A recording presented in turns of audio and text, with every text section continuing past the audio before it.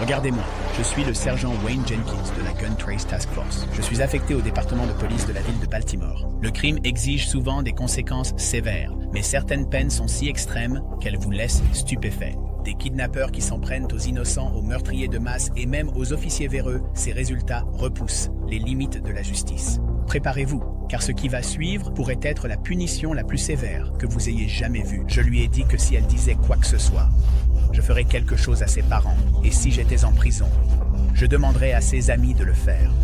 Michelle Webb. En mai 2019, une promenade ordinaire en soirée à Fort Worth, au Texas, s'est transformée en cauchemar. Une mère et sa fille de 8 ans se promenaient dans leur quartier, profitant de la douce nuit, lorsqu'une voiture s'est arrêtée brusquement à côté d'elle. Sans avertissement, Michael Webb a tendu la main, saisi la petite fille et l'a tirée dans le véhicule. La mère, hurlant et s'agrippant à la voiture, a lutté désespérément pour sauver son enfant, mais Webb a démarré en trombe, laissant la femme stupéfaite derrière lui. Ses appels à l'aide, résonnant dans la rue silencieuse. Le sentiment de sécurité de la communauté s'est instantanément effondré et tout le monde craignait le pire. Aidez-moi! Aidez-moi, s'il vous plaît. Ma fille vient d'être kidnappée. Une vidéo de surveillance a capturé le moment où Salem a été enlevée samedi soir. La police dit que sa mère a sauté dans la voiture du suspect, essayant de la sauver. L'enlèvement a déclenché une recherche acharnée. Les téléphones ont vibré avec des alertes Amber, les voisins se sont rassemblés pour distribuer des tracts et les policiers se sont déployés à travers Fort Worth, déterminés à ramener l'enfant à la maison. Les heures se sont transformées en une course contre la montre tendue. Au début, chaque piste menait à une impasse. Puis, un indice crucial a dirigé les enquêteurs vers un motel sans prétention. À l'intérieur de l'une de ses chambres exiguës, Webb croyait les avoir déjouées. Il a caché la fille terrifiée dans un petit panier à linge et lui a ordonné de rester silencieuse. Lorsque les agents ont frappé pour la première fois, ils n'ont rien vu d'anormal et sont repartis les mains vides, une frustration sombre pesant sur leurs efforts. Mais quelques heures plus tard, ils sont revenus en force. Ils ont enfoncé la porte et fouillé chaque recoin. En soulevant une pile de vêtements, un agent l'a trouvée vivante, tremblante, mais incroyablement courageuse. Dehors, la mère s'est effondrée en larmes en entendant la voix de sa fille. Toute la scène, capturée par les caméras corporelles de la police, montrait les agents emmenant l'enfant en sécurité. Salut mon pote, avec. Merci.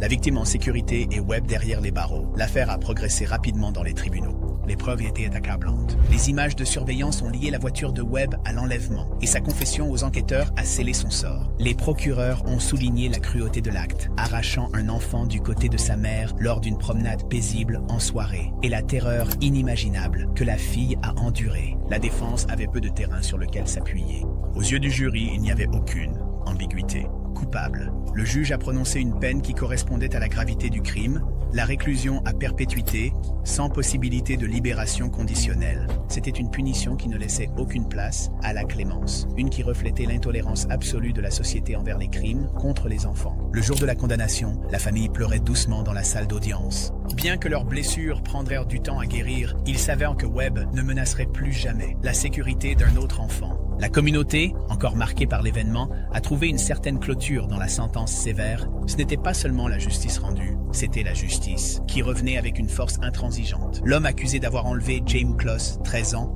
après avoir tué ses parents dans leur maison de baron, a eu son audience préliminaire ce matin. Jake Patterson. En octobre 2018, le calme du Wisconsin rural a été brisé par une violence indescriptible. Jamie Closs, âgé de 13 ans, s'est réveillé au son de son chien qui aboyait et quelques instants plus tard, un étranger, Jake Patterson, a frappé à la porte d'entrée de la famille. Il avait planifié chaque détail si méticuleusement qu'il n'a laissé derrière lui ni un seul cheveu, ni une goutte d'ADN.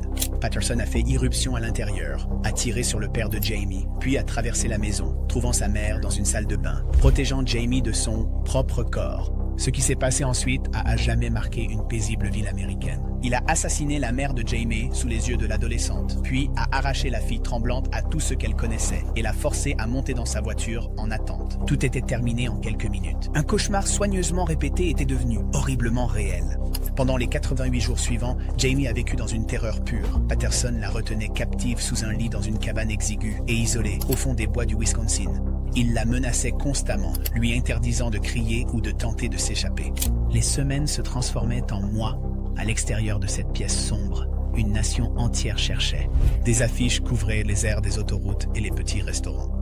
Les présentateurs de nouvelles répétaient que son nom et priant pour son retour. Pendant ce temps, Jamie comptait les battements de cœur. Début janvier 2019, le destin lui a enfin offert une porte vers la liberté. Patterson a décidé qu'il avait besoin d'un nouvel emploi et a quitté la cabane pour postuler. Ce seul moment d'inattention, la laissant seule, était tout ce dont Jamie avait besoin. Pieds nus, à moitié gelée par l'hiver glacial du Wisconsin, elle s'est précipitée dans l'air froid, avançant malgré la peur et la douleur. Elle a rencontré une femme promenant un chien. Cette voisine a immédiatement reconnu Jamie grâce aux photographies largement diffusées. En quelques minutes, la police a envahi les lieux et Patterson, revenant pour trouver sa prisonnière disparue, a été arrêté, non loin de l'endroit même où il se sentait si confiant que personne ne le trouverait jamais. Affaire impliquant la jeune fille de 14 ans en référence à Jamie Closs, que Patterson a été reconnu coupable d'avoir kidnappé le même jour où il a assassiné ses parents. Dans la salle d'audience, Patterson s'est effondré. Il a plaidé coupable, exprimé du remords, mais explication ne justifiait l'horreur qu'il avait déclenchée. Les procureurs ont lu une déclaration de Jamie, qui a choisi de ne pas l'affronter directement. Ces mots ont percé le silence. Cet homme lui a volé son innocence, a brisé sa famille et a rendu le monde dangereux d'une manière qu'elle n'aurait jamais pu imaginer. Assis, le juge a considéré les crimes stupéfiants de Patterson et le cauchemar de Jamie. 2 peines à perpétuité, assurant qu'il ne serait jamais libéré plus des décennies supplémentaires. Patterson passerait sa vie en prison, sans un seul aperçu de la liberté ordinaire. Ce n'était pas seulement une punition. C'était une déclaration qu'aucune pitié ne serait accordée à un homme qui avait chassé un enfant comme une proie. Avant de faire cela, je prévoyais de prendre plusieurs filles, de tuer plusieurs familles. Je voulais les traiter différemment, jouer à des jeux d'esprit avec elles. Quand le marteau est finalement tombé, la communauté a expiré, blessée, mais soulagée. Jamie avait survécu contre toute attente. Son courage, sa résilience et son évasion audacieuse sont devenus des symboles d'espoir dans une histoire qui, trop longtemps, avait été définie par la violence. La condamnation à perpétuité de Patterson n'était pas seulement une rétribution, c'était un avertissement à quiconque pourrait croire qu'il est possible d'enlever un enfant de chez elle et de réécrire son destin. La nation entière, Kekes, qui avait suivi l'affaire avec un cœur tremblant collectif, voyait maintenant la justice rendue. Jamie aurait une chance de guérir, soutenu par une communauté qui n'avait jamais, abandonné. Dans ce processus de guérison, il y avait une leçon pour tout le monde. Même dans les coins les plus sombres, l'esprit humain peut endurer. Et quand le mal essaie de s'échapper, le système judiciaire peut rugir avec une sentence si sévère qu'elle ne laisse aucune place au doute. La vie de Patterson derrière les barreaux servirait de rappel. Que s'attaquer aux plus vulnérables invite à la rétribution la plus sévère imaginable. Pourquoi l'as-tu fait ? La sœur du fou furieux de 21 ans, responsable du massacre dans l'église, devait se marier ce week-end. Toi, Dylan. Le soir du 17 juin 2015, Dylan Roof est entré dans l'église Emmanuel African Methodist Episcopal à Charleston, en Caroline du Sud, et a rejoint un groupe d'études bibliques. Pendant près d'1 heure, il est resté avec le groupe, faisant semblant de participer à la session. Puis, dans un acte de violence impensable, il a sorti un pistolet Glock de calibre 45 et a ouvert le feu sur le groupe, tuant 9 paroissiens, y compris le pasteur de l'église, Clementa Pinckney. Les motivations de Roof étaient explicitement enracinées dans l'idéologie suprémaciste blanche. Un manifeste glaçant trouvé plus tard détaillait son désir de déclencher une guerre raciale. Le massacre a envoyé des ondes de choc à travers la nation, soulignant les cicatrices persistantes du racisme en Amérique. Les survivants et les familles ont été laissés dévastés, avec la communauté de l'Église et le pays tout entier, aux prises avec l'horreur de l'attaque.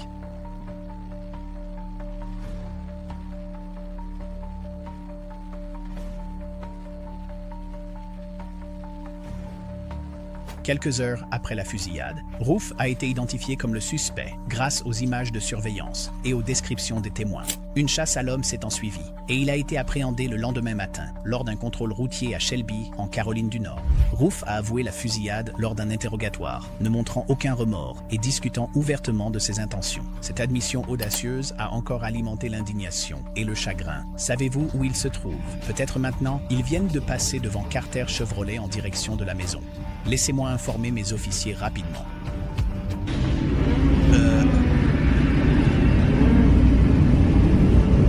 Je sais que que c'est parfois difficile de... Le procès de Roof a commencé en 2016 et a été marqué par des témoignages très émouvants. Les survivants, y compris Polly Shepard, qui avait été épargnée par Roof pour raconter au monde ce qui s'était passé, ont relaté les événements déchirants de cette soirée. Les familles des victimes ont fait des déclarations déchirantes sur leur perte. Certains ont exprimé leur chagrin par le pardon, tandis que d'autres ont exigé justice avec une colère brute et brûlante. Dans une décision choquante, Roof a choisi de se représenter lui-même lors de la phase de condamnation, refusant l'assistance juridique. Cela a conduit à des moments gênants et troublants au tribunal où il n'a montré aucun remords, réitérant sa croyance en ses actions. Il a prononcé des déclarations glaçantes et dénuées d'émotion, s'aliénant encore plus de la moindre sympathie. Les réactions dans la salle d'audience étaient profondément émouvantes, alors que les membres de la famille racontaient leur perte et exprimaient leur chagrin. Un moment particulièrement notable s'est produit lorsque Nadine Collier, fille de la victime Ethel Lance, s'est adressée directement à Roof en déclarant « Je te pardonne. Tu m'as pris quelque chose de très précieux. Je ne lui parlerai plus jamais, mais je te pardonne. Et que nous allons nous en sortir. Elle est dans un meilleur endroit maintenant, et nous essayons tous d'y arriver. » Après des semaines de témoignages, le jury a délibéré pendant seulement quelques heures avant de déclarer Roof coupable de toutes les 33 accusations fédérales, y compris les crimes de haine, le meurtre et l'obstruction à la liberté religieuse. La phase de la sentence a commencé peu après, avec le ministère public plaidant pour la peine de mort. La défense, quant à elle, a tenté de dépeindre Roof comme un jeune homme troublé, poussé par des délires, bien que cet argument n'ait pas réussi à convaincre. En janvier 2017, le jury a unanimement condamné Dylann Roof à la peine de mort. La salle d'audience est tombée dans le silence lorsque le verdict a été lu. Les familles des victimes se sont embrassées, certaines pleurant de soulagement, tandis que Roof restait impassible, le visage inexpressif, apparemment indifférent à la décision. Dylann Roof, le suspect de la fusillade dans une église de Caroline du Sud qui a coûté la vie à 9 personnes, a été accusé de 9 chefs de meurtre vendredi. Le cas de Roof a marqué la première fois dans l'histoire des États-Unis qu'une personne a été condamnée à mort pour des crimes de haine fédéraux. Alors que certains considéraient la peine de mort comme une punition appropriée pour son acte odieux, d'autres l'ont critiqué comme étant en contradiction avec le pardon offert par de nombreuses familles de victimes. L'affaire a ravivé les débats sur la peine de mort, le racisme et le contrôle des armes à feu en Amérique. La fusillade dans l'église de Charleston reste un rappel douloureux des conséquences de la haine et du racisme. La sentence de Roof a envoyé un message fort selon lequel de tels actes de violence feraient face à la plus sévère punition. Mais elle a également laissé des cicatrices sur une communauté et une nation qui luttent encore pour guérir. Cela suite à la diffusion de vidéos montrant un ancien adjoint du shérif plaçant des preuves. Comme nous vous l'avons dit, Zach Wester a été licencié. Zachary Wester. Pendant un temps, l'adjoint Zachary Wester du shérif de Jackson, Floride, était célébré comme un officier intrépide qui tenait les drogues hors des rues. Arrestation après arrestation, il traînait des trafiquants et utilisateurs supposés, se forgeant une réputation de défenseur de la loi. Mais des fissures ont commencé à apparaître. Les arrêtés juraient être clean, insistant qu'elles n'avaient jamais touché à la drogue.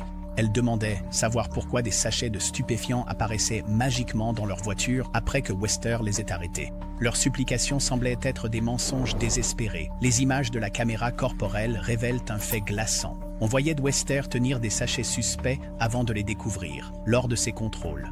Soudain, le policier semblait un marionnettiste, plaçant des preuves pour créer des crimes. Alors que les murmures devinrent accusations, les affaires internes enquêtèrent. Ils fouillèrent le coffre de la voiture de patrouille de Wester et trouvèrent une réserve de drogue illégale.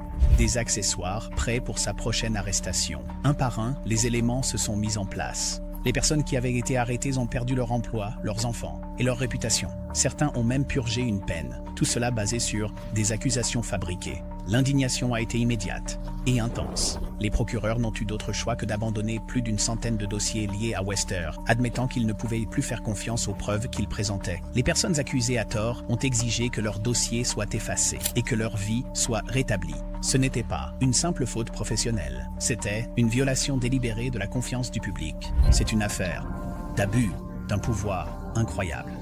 L'accusé a utilisé sa position de shérif adjoint pour effectuer des contrôles routiers sur 12 membres de cette communauté et placer de la méthamphétamine dans leur voiture.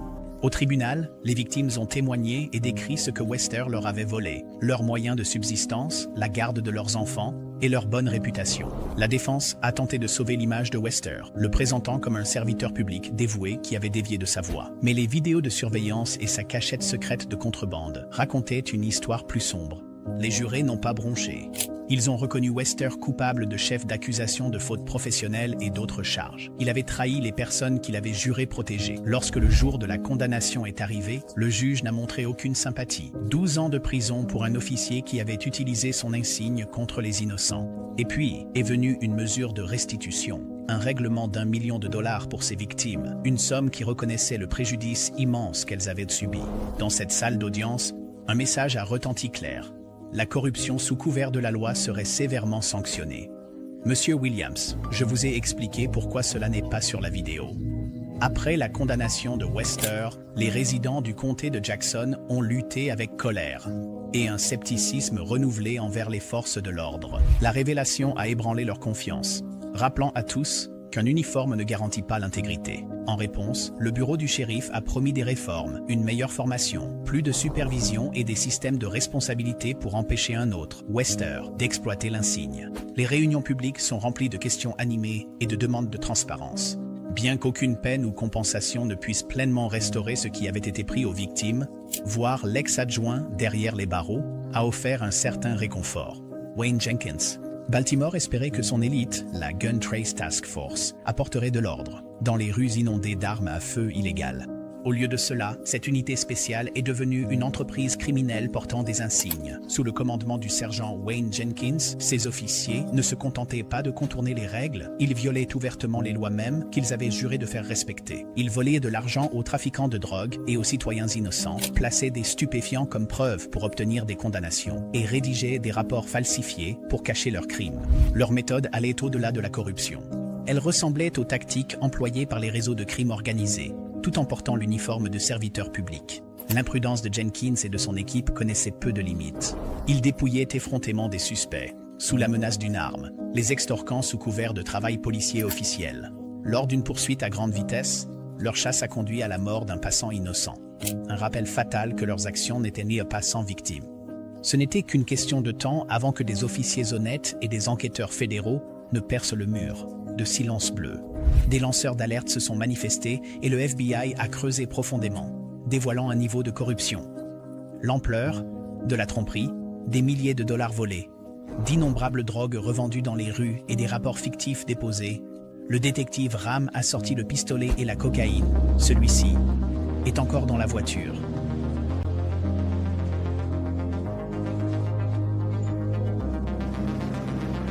Officier, pas vous, chemise blanche, dans les rapports de police, parce que vous ne voulez pas les déranger. Acculé par des preuves accablantes, Wayne Jenkins a plaidé coupable.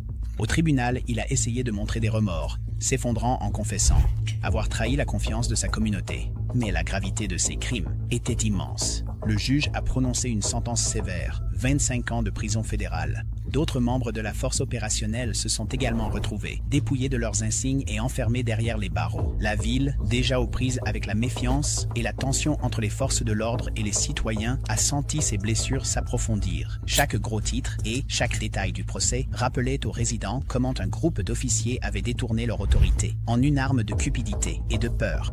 Les conséquences ont forcé Baltimore à affronter des vérités inconfortables. Les personnes qui avaient été arrêtées à tort ou à qui de l'argent avait été volé par ces officiers voyous ont obtenu des règlements de plusieurs millions de dollars, mais aucune compensation ne pouvait réparer entièrement les dommages. Les parents ont dû expliquer aux enfants que tous les officiers ne sont pas des héros, et les quartiers autrefois ouverts aux initiatives de police communautaire se sont repliés dans la méfiance. Les responsables locaux ont promis surveillance accrue, des caméras corporelles, mais restaurer la confiance sera long et ardu. Ailleurs dans le pays, les agences de maintien de l'ordre ont observé avec un mélange d'horreur et de détermination. Ce scandale a révélé comment des mauvais agents, s'ils ne sont pas contrôlés, peuvent éroder la confiance du public, saper les efforts de lutte contre la criminalité et faire des tribunaux des théâtres d'injustice. Même ceux qui portent des insignes, des armes et du pouvoir doivent faire face aux sanctions s'ils abandonnent leur serment pour un gain personnel. Chasseur, Elward.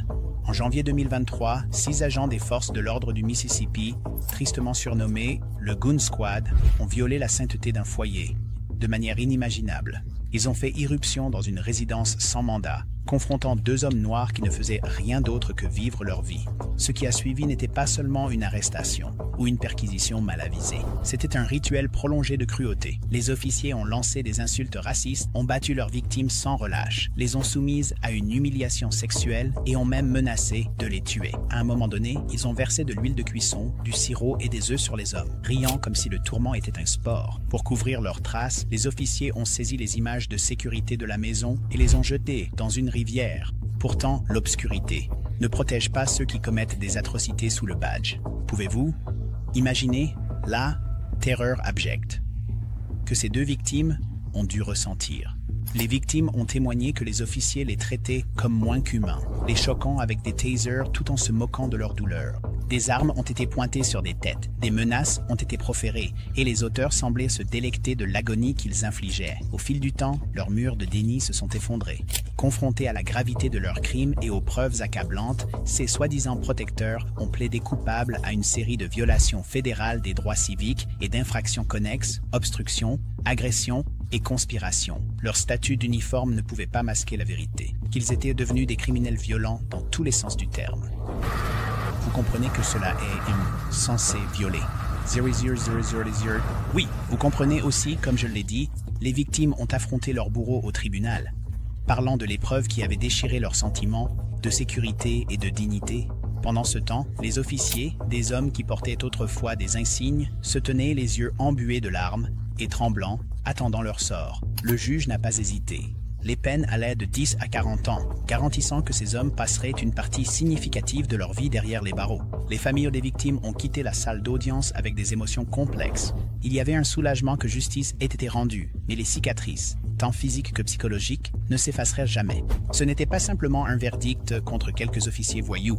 C'était une déclaration tonitruante que le système judiciaire refuse de tolérer des actes odieux commis sous le couvert de l'application de la loi. Condamnation des anciens agents des forces de l'ordre du Mississippi qui ont torturé et abusé de deux hommes noirs. Ils passeront des années derrière les barreaux. Faith Aboubi à l'histoire. Bonjour Faith. Les révélations ont déclenché une vague d'indignation et de débat. Jesse L. 000, mettant en lumière de manière crue les problèmes systémiques de racisme et d'abus de pouvoir. La communauté a exigé des réponses et des réformes, forçant une introspection sur la nature du maintien de l'ordre et les mesures de protection, censées prévenir de telles horreurs. Les dirigeants locaux et les figures nationales ont pris position, insistant pour que cette affaire serve de repère. Le message était brutalement clair. Un insigne n'est pas un bouclier contre les poursuites. Les victimes, changées à jamais, ont trouvé du réconfort sachant que leurs agresseurs ne porteraient plus d'uniforme ni n'exerceraient une autorité sans contrôle. Les agences de maintien de l'ordre ont pris note. Les mesures de formation, de supervision et de responsabilité ont fait l'objet d'un examen renouvelé.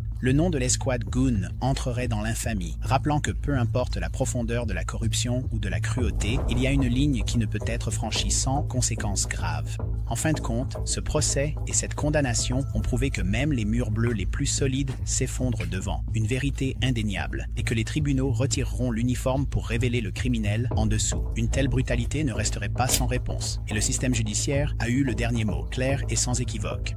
Des ravisseurs d'enfants et terroristes domestiques aux policiers corrompus et tortionnaires brutaux, ces affaires montrent que la justice peut exercer une force implacable. Chaque condamnation, qu'il s'agisse de peines de réclusion à perpétuité innombrables ou de décennies derrière les barreaux, devient un avertissement pour quiconque inflige un tort inimaginable. Si vous avez apprécié ces affaires, assurez-vous de regarder nos prochaines présentées à l'écran.